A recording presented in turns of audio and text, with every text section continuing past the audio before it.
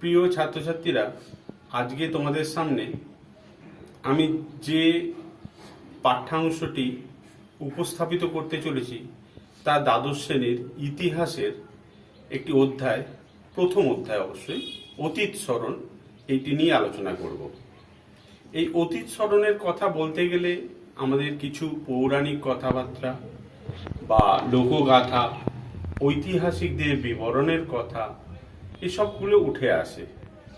আমি তোমাদের এর সম্পূর্ণ একটা প্রাথমিক বিবরণ তুলে ধরার চেষ্টা করছি। এরপর আমি ছোট ছোট প্রশ্ন উত্তরের মাধ্যমে তোমাদের এই অধ্যায়টাকে তৈরি করিয়ে দেওয়ার চেষ্টা করব। আশা করি তোমাদের ভিডিওটা ভালো লাগবে। ভিডিওটা ভালো লাগলে অবশ্যই তোমরা সাবস্ক্রাইব করবে, লাইক করবে, শেয়ার করবে, কমেন্টস জানাতে পারো। আমি শুরু করছি অধ্যায়টি। দ্বাদশ শ্রেণীর ইতিহাসের এই প্রথম অধ্যায়, অতীতের ইতিহাস সম্পর্কে আমি যে আলোকপাত করব, প্রথমভাবে যেটাকে বলতে চাই সেটি হলো মৌখিক ইতিহাস, যা মুখে মুখে আলোচিত হয়ে প্রজন্ম থেকে প্রজন্ম পরবর্তী পর্যায়ে পৌঁছায়। এছাড়া কিছু ভ্রমণ কাহিনী, বৈদেশিক বিবরণ, বিদেশি ও দেশীয় ঐতিহাসিকদের বর্ণনা, সেটাও আমি তোমাদের এখানে তুলে ধরব। এছাড়া 1600 শতকের পর ভারতে ইউরোপ থেকে আসা যে সমস্ত জাতি, যেমন ইংরেজ, ফরাসি, পর্তুগিজ, স্পেনীয়, ডাচ, ইংল্যান্ডের নাগরিকরা এশিয়া ও আফ্রিকা দেশের মতো ঔপনিবেশিক শাসন ব্যবস্থা গড়ে তুলেছিল, তারও পরিচয় পাওয়া যায় অতীত এই স্মরণ নামক অধ্যায়। অতি প্রাচীনকালে নানা জনশ্রুতি মানুষের মুখে মুখে ফেরে, যার তথ্য, সাল, তারিখ সত্য কিনা এ বিষয়ে নানা মতবিরোধ আছে। পৌরাণিক কাহিনী, লোককথা, স্মৃতিকথা এই বিষয়গুলি জনশ্রুতির অন্তর্ভুক্ত। আবার পৌরাণিক কাহিনী বা মিথে হিন্দু পুরাণ অনুসারে ব্রহ্মার মানসকন্যা দেবী দুর্গার দ্বারা অসুর শক্তিকে পরাজিত করা, এভাবে দুষ্টের দমন ও সৃষ্টের পালন করার কথাও উঠে এসেছে।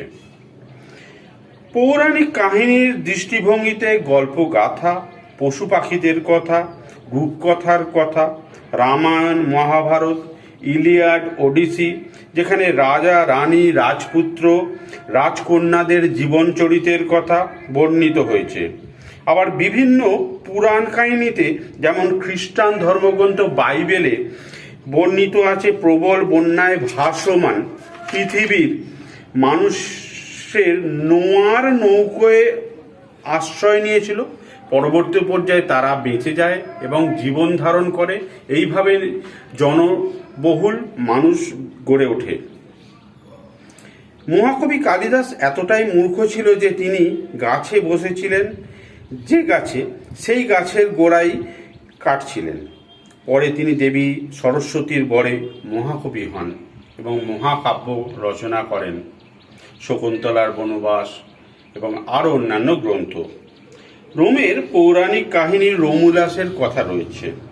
বিভিন্ন কিংবদন্তি চরিত্রে জীবজন্তু হয়ে উঠেছে প্রধান, লোক সমাজে হয়েছে বিশ্বাসযোগ্য এবং সেখানে চরিত্রগুলোই প্রধান, চারিত্রিক প্রাধান্য পেয়েছে। যেমন রামায়ণের রামচন্দ্র, সীতা, লক্ষ্মণ, মহাভারতের শ্রীকৃষ্ণ, দুর্যোধন, দুঃশাসন, ভীষ্ম, অর্জুন। আবার গ্রীসের অন্যতম কিংবদন্তি চরিত্র হল হারকিউলিস। প্রমিথিউস, রাজা কৃষ্ণচন্দ্রের রাজসভায় আমরা জানি গোপাল ভাঁড়ের কথা, এবং হাস্যরসিক ছিলেন যিনি। এবং বিক্রমাদিত্যের রাজসভায় ছিলেন নবরত্ন, যে নবরত্নের তাদের বুদ্ধি জ্ঞান দ্বারা রাজার সভাকে তারা মাতিয়ে রাখতেন। এছাড়া আমরা ইতিহাস থেকে পাই সিধু কানুর লড়াইয়ের কথা, বিরসা মুন্ডার লড়াইয়ের কথা, মুন্ডা বিদ্রোহ, ইংল্যান্ডের রবিনহুডের কথা, কিংবা কিংবদন্তি হিসেবে এরা পরিস্মরণীয় হয়ে আছেন। আবার যদি লোককথা নিয়ে আলোচনা করি, যেখানে ঠাকুমার ঝুলি, সাত ভাই চম্পা, বেহুনা লক্ষিন্দরের কাহিনী, মানে মনসামঙ্গল, অন্নদামঙ্গল, ধর্মমঙ্গল, টম থাম্বের দৈত্যর অনুকরণে বাংলায় অবনীন্দ্রনাথ ঠাকুর বুড়ো আংলা লেখেন। এছাড়া আলিবাবা ও 40 চোর প্রভৃতি কিছু ঘটনার স্মৃতি থেকে স্মরণ করে লেখা হয়। যেমন মণিকুন্তলা সেনের স্মৃতিকথা হলো সেদিনের কথা, আশালতা সেনের লেখা আমি সূর্য সেনের শিষ্য, নারায়ণ সেনের লেখা আমি নেতাজিকে দেখেছি, সুফিয়া কামালের লেখা 71-এর ডায়েরি, কিংবা সঙ্গীত শিল্পী মান্নাদের লেখা আত্মজীবনী জীবনের জলসাঘর। এছাড়াও ঔপনিবেশিকদের বিবরণ, ঐতিহাসিকদের বর্ণনা, ইতিহাস রচনার নানা উপাদান, সর্বোপরি অতীতের স্মরণের ক্ষেত্রে নানা জাদুঘরের কথাও উঠে এসেছে। এবার আমি তোমাদের কিছু এমসিকিউ আলোচনা করছি। অতীত কল্পনা, পৌরাণিক কাহিনী, কিংবদন্তি, লোককথা, স্মৃতিকথা এবং মৌখিক ঐতিহ্য। 1. ইতিহাস হলো অতীত কাহিনী। 2. অতিকথা হলো অবাস্তব কাহিনী। 3. জনশ্রুতিকে 5 ভাগে ভাগ করা যায়। 4. পৌরাণিক কাহিনী বা মিথ হলো ধর্ম কাহিনী ভিত্তিক। 5. প্যারালাল মিথস গ্রন্থের রচয়িতা J.F. ভিয়ারলেইন। 6. মহাকবি কালিদাসের কাহিনী হিন্দু পুরাণে রয়েছে। 7. প্রাচীন ভারতের অন্যতম কিংবদন্তি রামচন্দ্র। 8. কিংবদন্তির নায়ক ঈশ্বরের মতোই সীমাহীন শক্তির অধিকারী। 9. হিন্দু ধর্মের দেবী দুর্গা পৌরাণিক চরিত্র। 10. পুরাণ বিষয়ক বিদ্যাকে মিথোলজি বলে। 11. পুরা কাহিনী থেকেই কিংবদন্তির জন্ম। 12. ফোকটেল হলো লোকগাথা। 13. মিথের মূল চরিত্র ঈশ্বর। ইংরাজি ফেয়ারিটেল জার্মান মার্সেন, রুসীয় স্কাজি এবং ফিনিও সাগেন হলেন রূপকথার সমর্থক। 15. পরিকথার কেন্দ্রীয় চরিত্র পরী।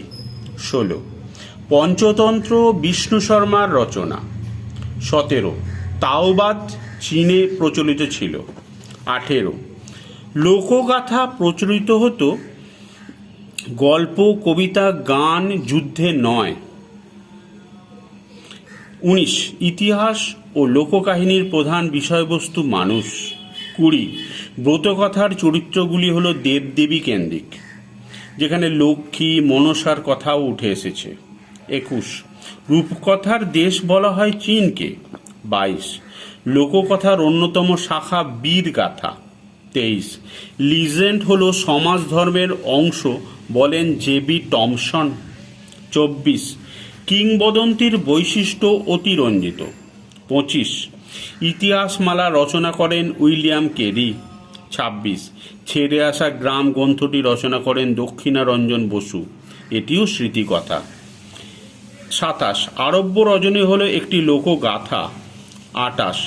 আলিবাবা ও 40 চোর একটি লোকগাথা। 29. রাজতরঙ্গিনী কলহনের ঐতিহাসিক গ্রন্থ থেকে কাশ্মীরের ইতিহাস জানা যায়। 30. হারকিউলিস কিংবদন্তি চরিত্রটি গ্রীসের। 31. আশালতা সরকারের লেখা আমি সূর্য সেনের শিষ্যা হল একটি স্মৃতিকথা। 32. মিথ শব্দটি গ্রিস শব্দ মিথোস থেকে এসেছে। 33. জীবনের জলসাঘর মান্নাদের আত্মজীবনী। 34. আমি নেতাজিকে দেখেছি নারায়ণ স্যান্যালের স্মৃতিকথামূলক গ্রন্থ। 35. ইতিহাসের জনক বলা হয় হেরোডোটাসকে। 36. প্রাচীন গ্রীসের অন্যতম কিংবদন্তি হারকিউলিস। 37. পুরাণ রচিত হয় গুপ্ত যুগে। 38. লিজেন্ড শব্দটি ল্যাটিন শব্দ লিজেন্ডা থেকে এসেছে। 39. ওরাল হিস্ট্রি মুভমেন্টের প্রবক্তা পল থমসন। 40.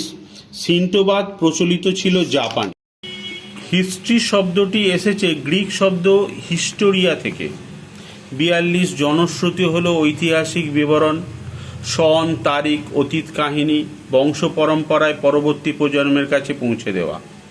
43. জনশ্রুতির সংকলক জেকব ও উইলহেম গ্রিম। 44. টম থাম্ব লেখেন রিচার্ড থমসন। 45. দেবদেবী শক্তি, দৈবিক ক্ষমতা, বীর নায়কদের কেন্দ্র করে গড়ে ওঠে মিথ, যা অতীতকালের অর্থনৈতিক, সামাজিক, রাজনৈতিক ব্যবস্থার প্রামাণ্য দলিল। 46, লোককথা হলো বিশেষ অঞ্চলের মানুষের মুখে মুখে প্রচলিত বিভিন্ন ধরনের গল্প। 47, রূপকথার কাল্পনিক চরিত্রগুলি হলো রাজা, রানী, রাজপুত্র, কন্যা, মন্ত্রী, কোটাল, দাসদাসী, রাক্ষস, দৈত্য, ডাইনি, জাদুকর, পেতনি প্রভৃতি। পরিকথা কোনো পরীর কাহিনীকে কেন্দ্র করে ইতিহাস ও কল্পনার মিশ্রণে গড়ে ওঠা লোককাহিনী হলো কিংবদন্তি। কিংবদন্তির চরিত্রগুলি হলো ইন্দ্র, রাম, কৃষ্ণ, রবিনহুড চরিত্র। 51, নীতিকথা হলো মানব সমাজের সামাজিক, পারিবারিক নীতিগুলির দ্বারা বর্ণিত নীতিকাহিনী। 52, গীতিকা বা গাথা বা ব্যালাড হলো সুর করে নাটকীয় ভঙ্গিতে গাওয়া গল্প। 53, ব্রতকথার মধ্যে দিয়ে গ্রাম্য জীবনের সুখ দুঃখ, আশা আকাঙ্ক্ষা, কামনা বাসনার বহিঃপ্রকাশ ঘটে, যেমন লক্ষ্মী ব্রত। 54, লোককথার স্তর 3-এর সূত্র হল ঘটনাগুলির 3বার পুনরাবৃত্তি, যেমন কোনো চরিত্র, কাজের ক্ষেত্র প্রথম দ্বিতীয়বার অসফল হলেও তৃতীয়বার সফল। লোককথার গুরুত্ব হল অতীতের সামাজিক, সাংস্কৃতিক ও ধর্মীয় ঐতিহ্য সম্বন্ধে জানা। 56, সাহিত্যিক লেখক অতীত জীবনের কোনো ঘটনার স্মৃতিচারণ করে থাকেন, তাকে স্মৃতিকথা বলে। 57, মিথ হলো কল্পনা নির্ভর কিন্তু স্মৃতিকথা বাস্তব নির্ভর। 58, লোককথার শ্রেণীবিভাগ হলো রূপকথার, পরী, পশুকথা, লোকপুরাণ, নীতিকথা, গীতিকা, ব্রতকথা। 59, লোকসাহিত্যগুলি হলো ঈশপের কথা, কথা সরিৎসাগর, বেতাল পঞ্চবিংশতি, 32 সিংহাসন। 60, দক্ষিণ আফ্রিকার জাতীয়তাবাদী নেতা নেলসন ম্যান্ডেলার জীবন সংগ্রামের স্মৃতি লেখেন the struggle in my life. 61, Bharat বিশ্ব সভ্যতার লীলাভূমি উদ্ধৃতি করেন Voltaire. 62, history of British India James Mill রচনা করেন। 63, ভারতের ইতিহাসের জাতীয়তাবাদী ব্যাখ্যা করেন রমেশচন্দ্র মজুমদার। এছাড়া আমি তোমাদের আরও কিছু এমসিকিউ বলছি ওই অতীত স্মরণ অধ্যায় থেকেই। বৈজ্ঞানিক ইতিহাসের জনক বলা হয় তুকিডিডিসকে। চৈনিক ইতিহাস চর্চার জনক বলা হয় সীমা কিয়ানকে। আধুনিক ইতিহাস চর্চার জনক বলা হয় ইবন খালদুনকে।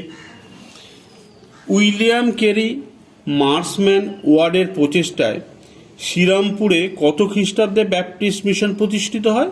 1800 খ্রিস্টাব্দে। এটা তোমরা একটু মনে রাখবে এগুলো। ব্রিটিশ মিউজিয়াম, যাকে বলা হয় বিশ্বকোষ জাদুঘর, প্রতিষ্ঠিত হয় 1753। অক্সফোর্ড হিস্ট্রি অফ ইন্ডিয়া গ্রন্থটি রচনা করেন ভিনসেন্ট স্মিথ। প্রত্নতাত্ত্বিক জাদুঘরের একটি নিদর্শন হল অ্যাগোরা অফ অ্যাথেন্স। 24, সমুদ্রের জাদুঘরের একটি নিদর্শন হল San Francisco Maritime Museum. The National First World War Museum হলো সামরিক জাদুঘরের একটি নিদর্শন। বিজ্ঞান জাদুঘরের একটি নিদর্শন হলো museum of science and industry, Chicago. Louvre museum পৃথিবীর বৃহত্তম কলা জাদুঘর, অবস্থিত প্যারিসে। বিশ্বের প্রাচীনতম জাদুঘরটি হলো মেসোপটেমিয়ার এননিগল ডি নান্নার জাদুঘর। 530 খ্রিস্টপূর্বাব্দে এই জাদুঘরটি প্রতিষ্ঠিত হয়েছিল। মিউজিয়াম শব্দটি এসছে মৌসিয়ন শব্দ থেকে। ইতিহাস হলো বিজ্ঞানের বেশিও নয় কমও নয়, এই উক্তিটি করেন বিউরি।